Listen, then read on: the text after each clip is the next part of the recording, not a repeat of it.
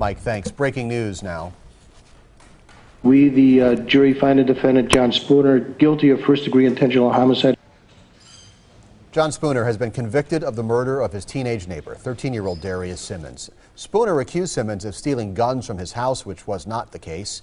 We now enter phase 2 of sentencing. The defense will try to persuade the jury that Spooner was not mentally competent at the time of the shooting. To weigh in on this and explain what's going to happen next, we brought in our former federal prosecutor, a host of News Radio 620 WTMJ as well, Jeff Wagner, for your perspective. Sure, yeah, let's break this down because it gets a little bit complicated. In this case, he was charged with first-degree intentional homicide, convicted.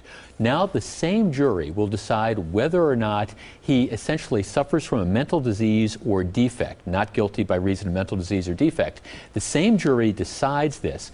Interestingly, though, because the state had the burden of proving guilt on the homicide, the burden of proof shifts. So now the defense is going to have the burden of proving that he's not guilty by mental disease or defect. Interestingly, too, the jury doesn't have to be unanimous. 5, 6, 10 out of 12. You can return a verdict. So how heavy is the defense's burden of proof in this case? Very large. I mean, typically when these sorts of situations occur, the defense has to identify what I would call an identifiable mental disease, paranoid schizophrenia, somebody hearing voices, something like that. It's a very tough burden, similar to the reasonable doubt burden. That's why it doesn't work that often, but it'll be interesting to see.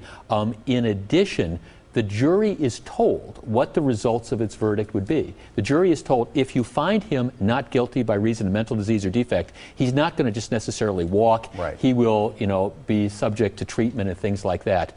Otherwise, if this does not work, the sentence, life in prison, not eligible for parole until at least 20 years, maybe more. And he's 78 years old, so whatever happens, whether he goes to prison or he goes to an institution, is essentially a life sentence. You would think, yeah. All right, Jeff, thanks.